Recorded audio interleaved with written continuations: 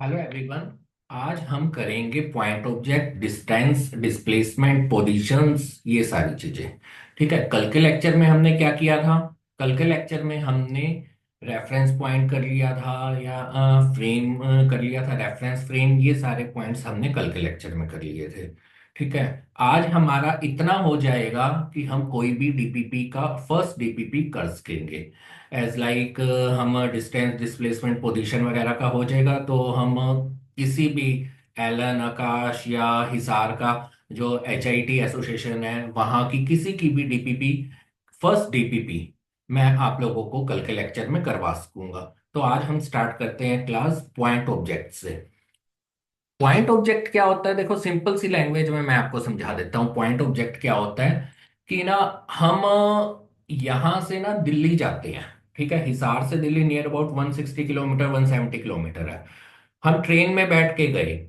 तो कोई मुझसे पूछेगा कि हिसार से दिल्ली का रन कितना है, तो मैं ये कहूंगा ना 165 या 170 किलोमीटर है। मैं ये नहीं कहूंगा कि 175 हिसार से दिल्ली का है और उसके साथ साथ 170 किलोमीटर प्लस 100 मीटर की ट्रेन है। मैं ऐसा नहीं कहूंगा ना, कभी भी नहीं कहूंगा।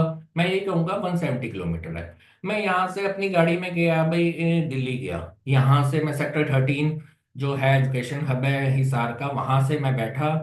ठीक है। ज्ञानीज की बेसमेंट में मेरा ऑफिस है, वहां से मैंने अपनी गाड़ी स्टार्ट की और मैं दिल्ली में करोल बाग में गया।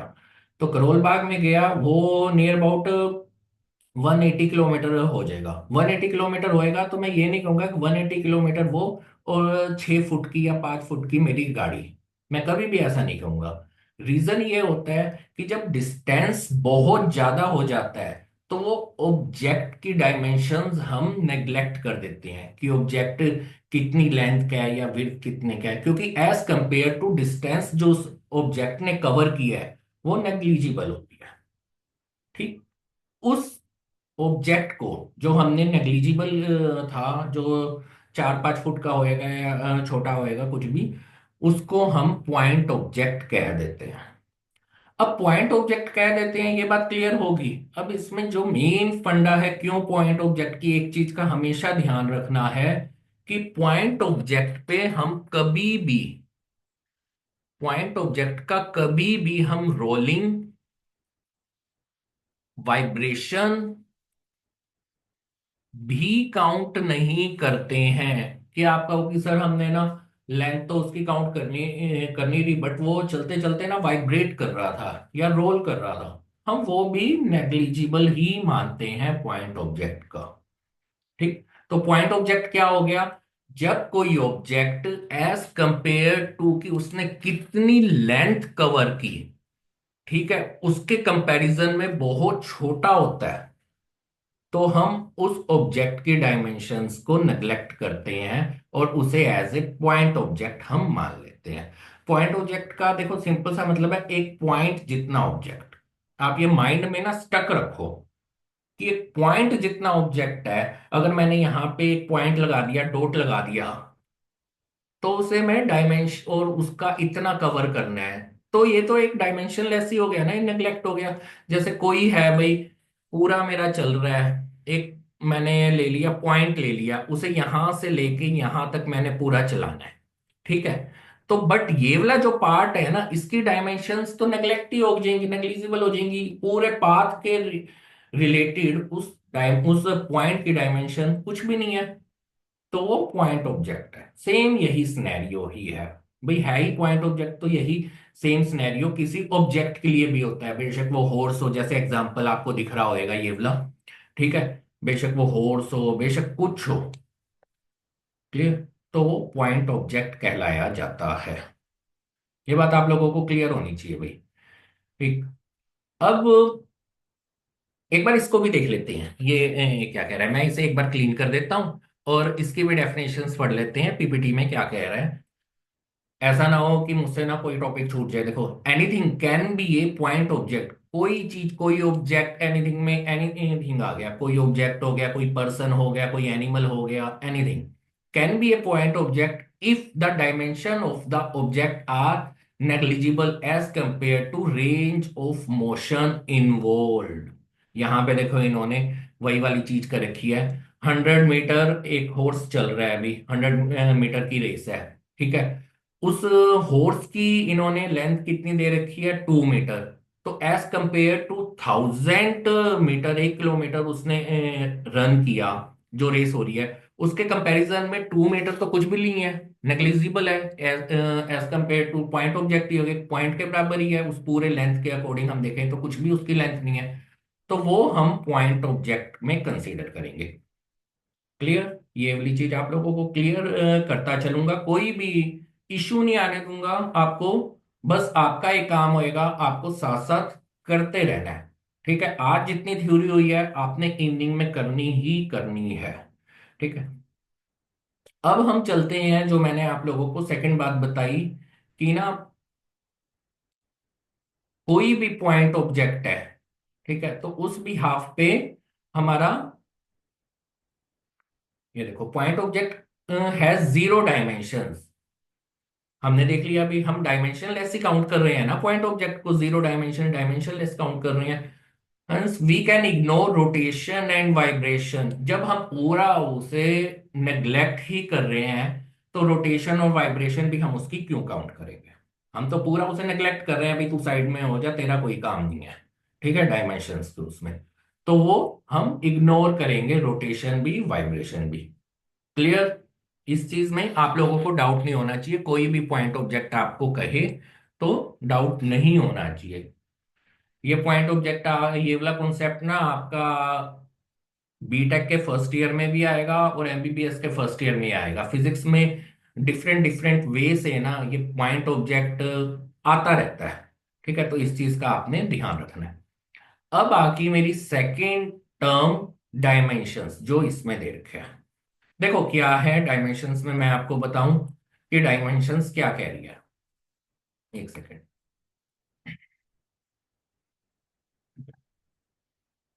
अब डायमेंशंस क्या है, कोई एक तरह का मैथमेटिकल स्पेस हो गया जिससे हम काउंट कर सकते हैं किसी भी उसके पॉइंट की या किसी भी स्पेस की पोजीशन की। इंडिपेंडेंट इंफॉर्मेशन मुझे नीडेड नहीं है। अगर कोई मुझे 1D कह रहा है तो डेट मीन्स हम एक ही एक्सिस पे वो काम कर रहा है ऑब्जेक्ट, मतलब रन कर रहा है, मोशन कर रहा है, या एक ही एक्सिस पे है, बेशक वो एक्स एक्सिस पे है, वाई एक्सिस पे है, जेड एक्सिस पे है, एक ही एक्सिस पे है वो, कोई ऑब्जेक्ट है तो। अगर 2D कह रहा है तो हाँ भाई प्लेनर है भाई, एक्स और वाई एक्सिस पे वो है भाई, कोई भी ऑब्जेक्ट है वो 2D है। डेट मीन्स वो दो प्लेन में काम कर रहा है। आपको प्लेन का मैं बता देता हूँ भाई, हमें पता है एक्स वाई जेड, 3 तरह के प्लेन पे हमारा सारा सिस्टम होता है, हम सारी डायमेंशंस वहीं से ही काउंट करते हैं, एक्स वाई जेड एक्सिस से, ठीक है। एक तरह का मैथ में मैं इसे पृथ्वी कह दूंगा अभी, ठीक है। हमारे सारे एड्रेस इस अर्थ पे ही है, एक्स वाई जेड पे ही है, मैं रहता हूँ, ठीक है, मैं इस पृथ्वी पे हूँ। इस तरह से अगर फिजिक्स एंड मैथ की बात किया जाए तो हम कोई भी ऑब्जेक्ट की डायमेंशंस बताएंगे तो एक्स वाई जेड एक्सिस के अकॉर्डिंग ही बताएंगे। ये मैथ और फिजिक्स के लिए ये पृथ्वी की तरह है भाई, अर्थ की तरह काम कर रहे हैं, एक्स वाई जेड एक्सिस पे, ठीक है। तो एक ही एक्सिस पे कोई है तो हम लीनियर कह देंगे, दो एक्सिस पे कोई है, ठीक है, ऑब्जेक्ट है, तो मैं उसे 2D या प्लेनर कह दूंगा। तीनों एक्सिस पे कोई है तो उसे स्पेशियल कह देंगे भाई, 3D एक्सिस पे वो काम कर रहा है उस चीज पे। इस तरह से एक्स वाई जेड, आप 9th 10th में भी ये एक्स वाई जेड का फंडा पढ़ चुके हो, इसमें कोई इशू नहीं होनी चाहिए। Dimensions of A mathematical space की कोई भी चीज है किस डायमेंशन में रखी हुई है, एक्स वाई पे रखी हुई है तो 2D प्लेनर पे होगी, ठीक है। सिंगल एक ही एक्सिस पे रखी हुई है तो 1D पे होगी, लीनियर होगी। अगर वो तीनों एक्सिस में आ रहा है, एक्स वाई जेड आ रहा है, तो वो हम कह देंगे कि 3D पे होगी। हम यूजली क्या करते हैं, एक्स वाई के लिए हम डायरेक्शन के लिए आई कैप, वाई के लिए जे कैप एंड जेड के लिए के कैप यूज करते हैं। वेक्टर्स में हमने ये पढ़ा है भाई, मेरी आप पीछे की वीडियोस देखेंगे जिसमें वेक्टर करवा रखा है। तो एक्स वाई जेड हम आई कैप, जे कैप एंड के कैप से करते हैं। जैसे मैं आपको बताऊं, अगर कोई मुझे दे दे 4 आई कैप, ठीक, तो मेरे माइंड में उसी टाइम स्टक कर जाएगा कि आई कैप दे रखा है, तो डेट मीन्स वो ऑब्जेक्ट एक्स एक्सिस पे ही लाई कर रहा है, एक ही सिंगल 1D पे है। ठीक है, तो एक्स एक्सिस पे ही चल रहा है, या पोजीशन उसकी एक्स एक्सिस पे ही है, आई कैप दे दिया। अगर किसी ने मुझे दे दिया 4 i cap + 5 j cap, that means तो क्या होएगा, एक्स एक्सिस और वाई एक्सिस दोनों पे वो स्पेस बना के लाई कर रहा है ऑब्जेक्ट। तो इस चीज का मुझे ध्यान रखना है, वो डायमेंशन सारी इसी चीज के लिए बनाई गई है। क्लियर है डायमेंशंस? छोटी छोटी सी आइडेंटिटीज है, छोटा छोटा सा क्लियर करते हुए चलेंगे और हम क्वेश्चनिंग करेंगे, सिंपल सी बात है। अब करते हैं अभी नेक्स्ट, वही वाली चीज जो मैंने आपको X axis Y axis Z axis बताई, अब यहां पे आ गई। ये देखो भाई, फर्स्ट है position of the object. Position of the object क्या कह रहा है, हम इस पे काम करेंगे। देखो सिंपल सी बात, मैंने कल भी आपको बताई, आज भी बता रहा हूं। किसी भी पॉइंट की पोजीशन एक तरह का उसका एड्रेस है। जब मैंने आपको लास्ट स्लाइड में कहा कि ये सारा एक्स वाई जेड एक तरह से अर्थ है, और कोई ऑब्जेक्ट हमारा यहां पे रखा गया है, ठीक है, तो वो मुझे इस अर्थ पे उसकी क्या बता रहा है, एड्रेस बता रहा है। एक तरह से मैं इसे ये कह सकता हूं कि position of A point that means address of A point, कि किस पोजीशन पे वो है। क्लियर? दूसरी बात, पोजीशन कभी भी हम मेजर करते हैं तो हमें एक ओरिजिन होना चाहिए।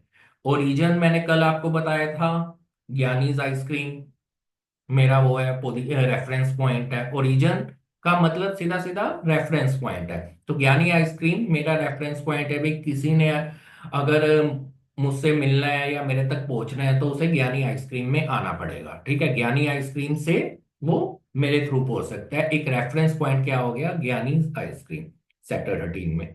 एक तो वही वाली पोजीशन ऑफ ए पॉइंट भी यही चीज कह रहा है। To specify position of a point in space, we need a reference point origin and set of axes. Clear? Simple सी बात है, मैं आपको यहाँ पे ये देखो,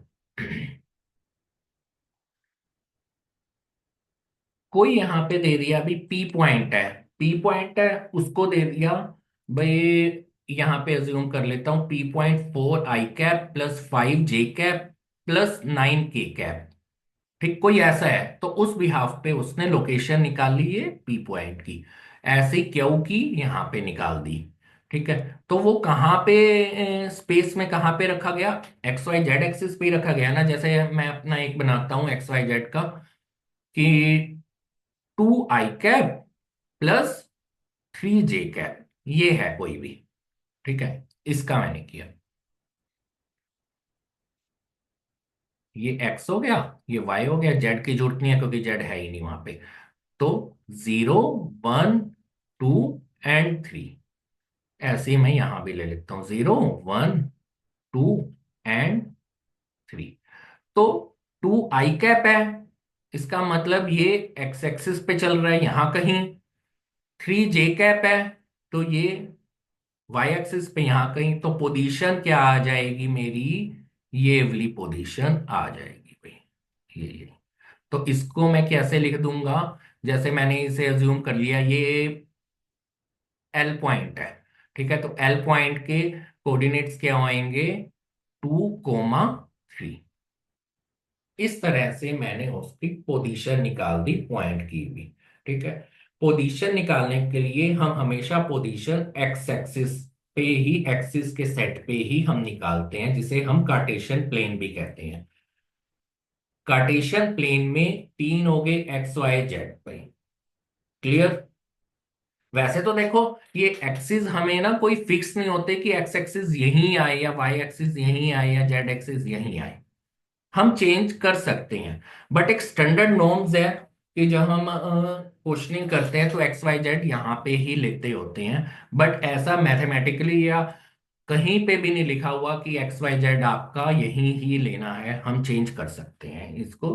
बट एज ए स्टैंडर्ड मैं हमेशा एडवाइज करूंगा कि यहीं ही ले, चेंजेस नहीं करने, ना ही आप चेंज करने की सोचना। क्वेश्चन गलत नहीं होएगा, बट कई बार ना कंफ्यूजन क्रिएट हो जाती हैं, तो आप इस वे में ही करोगे। क्लियर ये? अब आ गया आपका, ये रब कर देता हूं, डिस्टेंस एंड डिस्प्लेसमेंट। सिंपल सी एक बहुत इजी वे में मैं आप लोगों को बताता हूँ डिस्टेंस और डिस्प्लेसमेंट का कैसे करोगे। क्या डिस्टेंस होता है, क्या डिस्प्लेसमेंट होता है। मैं यहां से गया भाई, यहां से गया मैं कोटा, वहां कोटा गया, और कोटा जाने के बाद मैं वापिस ही हिसार आया, और यहीं से उठ के गया इसी अपने ऑफलाइन सेंटर से उठ के कोटा में गया, कोटा में एलन या आकाश में कहीं गया, वहां से वापस आके मैं यहीं अपने सेंटर पे बैठा। मेरा टोटल फाइनल माइनस इनिशियल क्या हो गया, अभी फाइनल पोजीशन मेरी ये है। इनिशियल भी यही थी क्योंकि यहीं से उठ के गया था मैं, तो फाइनल माइनस इनिशियल 0 हो गया, क्योंकि अभी भी मैं यहीं बैठा हूं और वापस आया तो भी मैं यहीं बैठा हूं। तो वो वाला क्या हो गया, मेरा डिस्प्लेसमेंट 0 हो गया। डिस्प्लेसमेंट क्या है, shortest distance final minus initial का। क्लियर? ये डिस्प्लेसमेंट है। डिस्टेंस क्या हो गया, यहां से 800 किलोमीटर कोटा हो गया, वापसी 800 किलोमीटर हो गया, टोटल मेरा डिस्टेंस क्या हो गया, 1600 किलोमीटर, वो मेरा डिस्टेंस। डिस्टेंस क्या हो गया अभी, सिंपल सा एक वो है, टोटल लेंथ जो लगी ना हमारी, वो मेरा डिस्टेंस हो गया। और डिस्प्लेसमेंट क्या हो गया, शॉर्टेस्ट लेंथ। अब ये देखो यहां पे कोई पर्सन, एक और बनाते हैं, ठीक। ये यहाँ पे कोई पर्सन है, वो ए से बी गया, फिर बी से कोई पर्सन सी गया, ठीक है। यहां से मान लिया होम से वो गया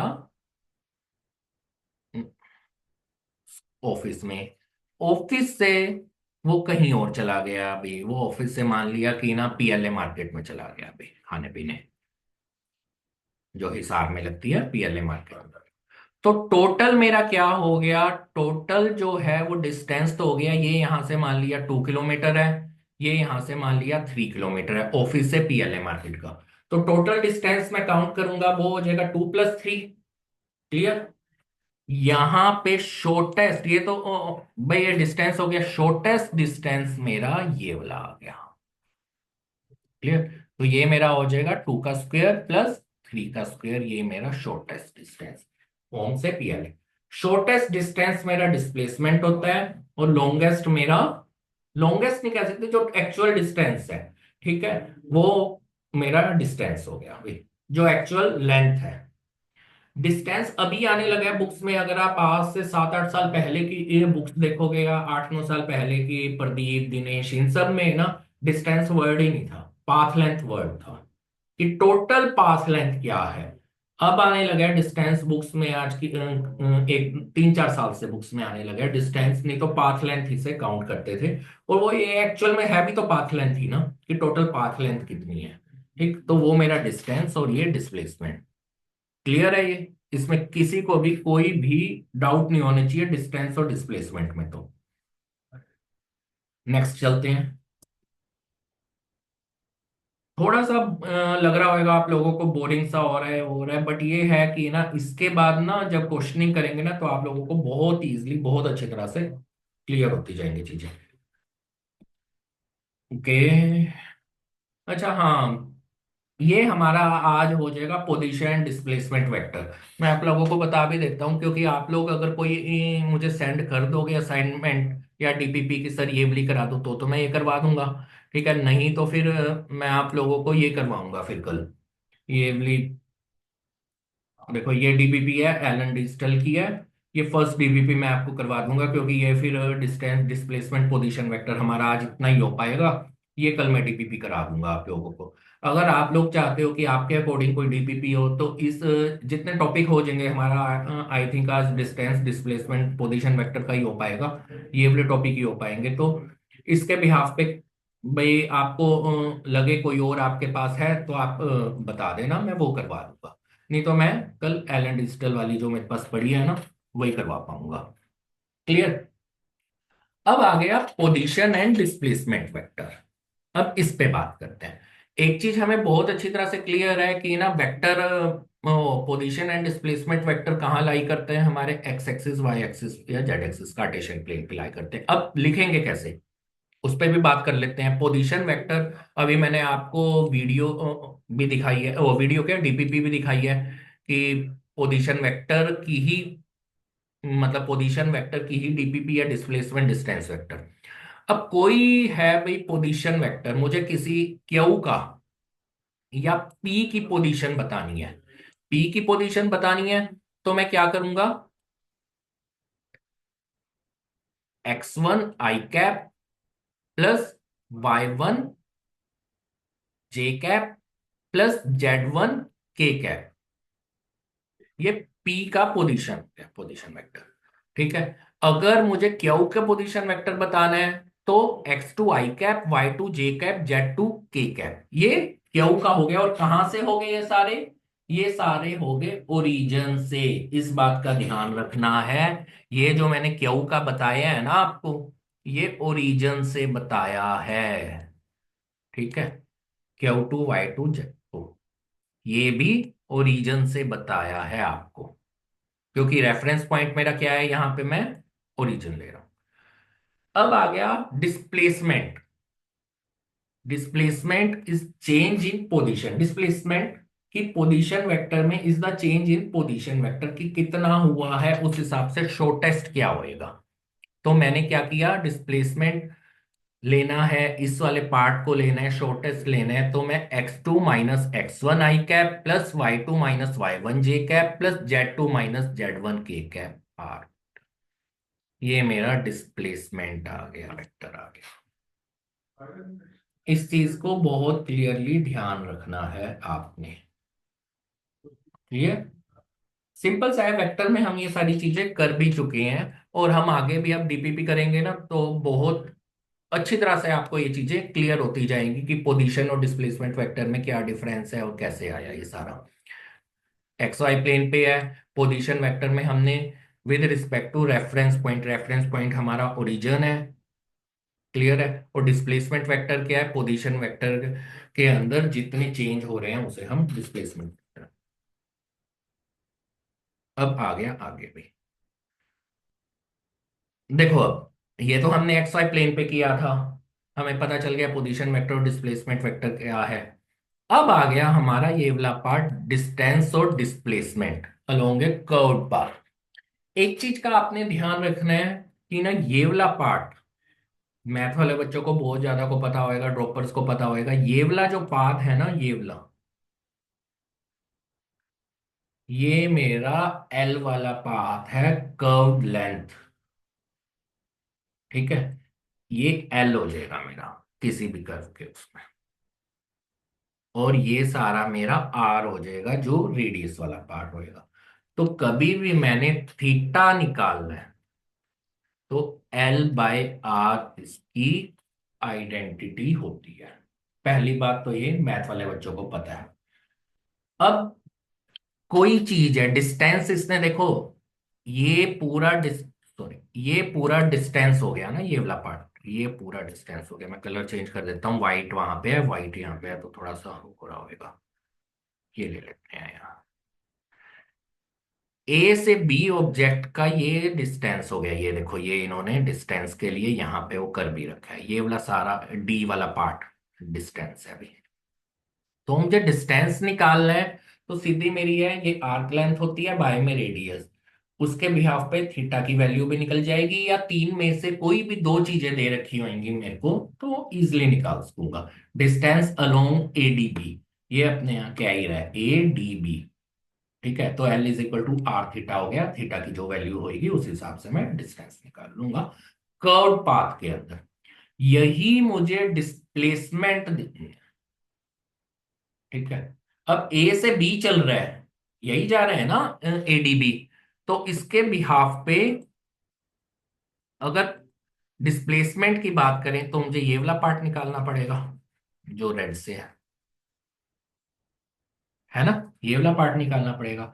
ये वाला पार्ट क्या है, ए बी वाला पार्ट क्या है, AC का डबल कर दो या CB का डबल कर दो। क्लियर। देखो सिंपल सी बात है, AD वाला पार्ट क्या है, AC का डबल या CD का डबल।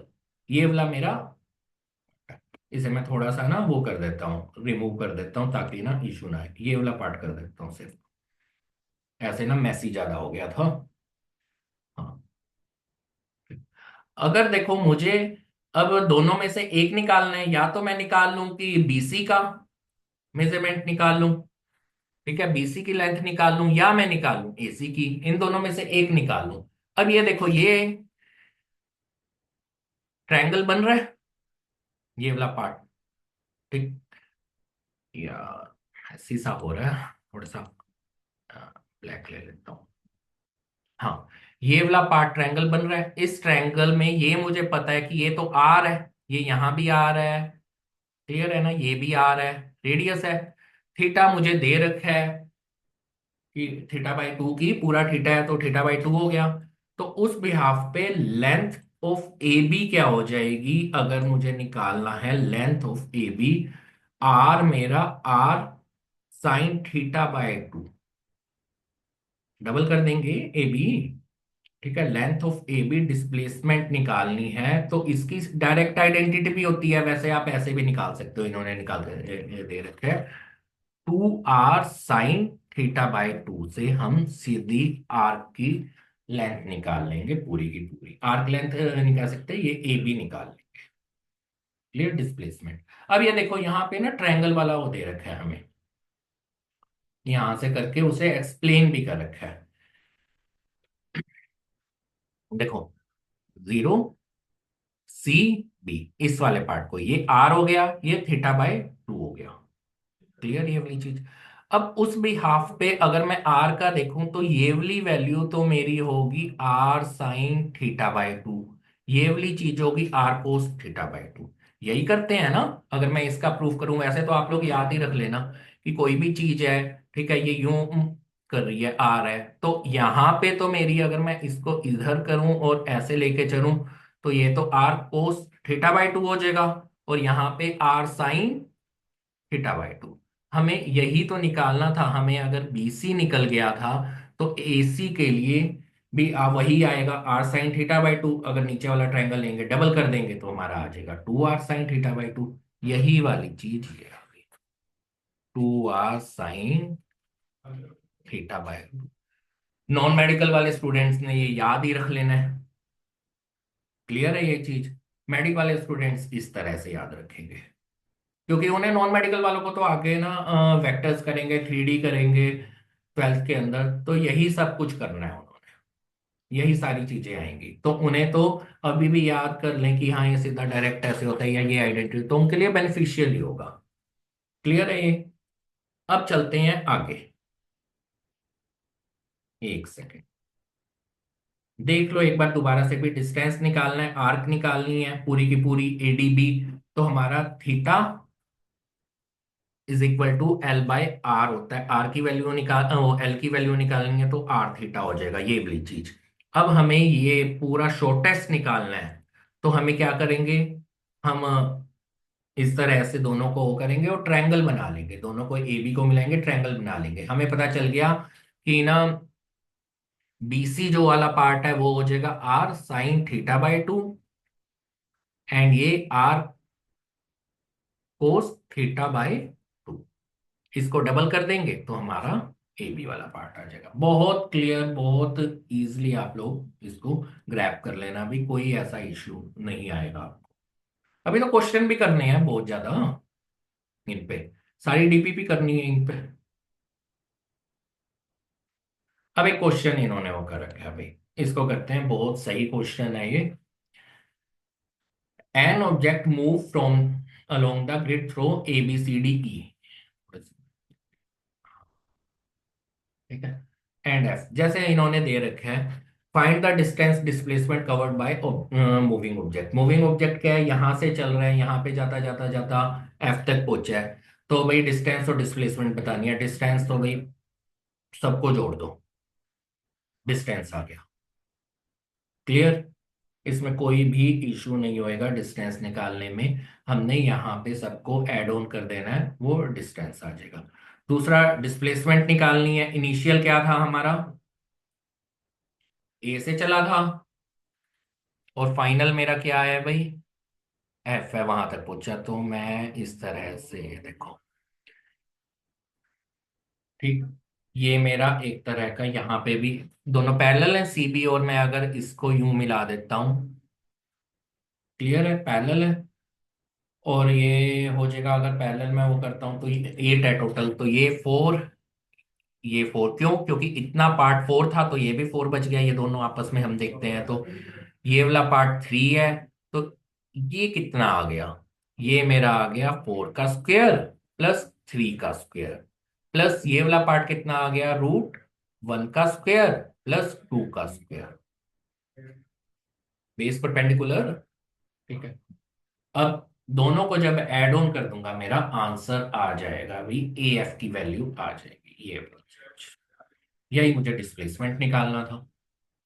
क्लियर है, इजी है, कुछ भी नहीं है। अब देखते हैं नेक्स्ट में। बस आज हम फिर ना इतने ही टॉपिक करेंगे, क्यों, क्योंकि फिर उसी के अकॉर्डिंग हम कल डीपीपी करेंगे। हमारा क्या हो गया, एक बार क्विक रिवीजन भी ले लेते हैं हम। हमने कल यहाँ तक फ्रेम ऑफ रेफरेंस तक कर लिया था, हमने पॉइंट ऑब्जेक्ट आज पढ़ा, हमने डायमेंशंस पढ़े भाई, ठीक है, पोजीशन ऑफ द पॉइंट पढ़ा, डिस्टेंस डिस्प्लेसमेंट पढ़ लिया, डिस्टेंस डिस्प्लेसमेंट डिस्टेंस भाई एक्चुअल जो पाथ लेंथ है वो डिस्प्लेसमेंट हमारा शॉर्टेस्ट हो गया। पोजीशन एंड डिस्प्लेसमेंट वेक्टर हमने पढ़ लिया, पोजीशन और डिस्प्लेसमेंट वेक्टर में आपको फर्क पता चल गया। Displacement is the change in position vector, इस बात का ध्यान रखना है।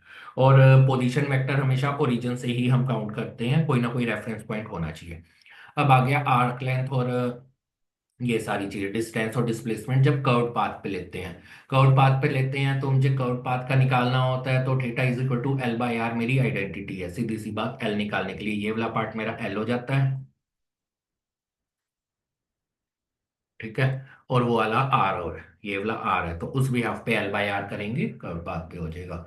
दूसरी चीज मुझे डिस्प्लेसमेंट निकालनी है, ये वाला पार्ट डिस्प्लेसमेंट निकालनी है। तो मैंने क्या किया, लाइन खींची, मुझे लगा भी हाँ भी अगर सी बी वाले पार्ट को मैं डबल कर दूं तो ए बी आ जाएगा, शॉर्टेस्ट डिस्टेंस आ जाएगा। और शॉर्टेस्ट डिस्टेंस निकालने के लिए मैंने क्या कर दिया, कि यहाँ से ये हमें पता है आर जो यहाँ पे दे रखा है, और θ/2 की वैल्यू है ही है, थीटा दे रखा था वो फिर θ/2 हो गया, तो उस भी हाफ पे अगर मैं करता हूं तो ये वाला पार्ट मेरा तो हो जाएगा आर कोस θ/2, ओ सी वाला, एंड ये ओ बी वाला मेरा, ये वाला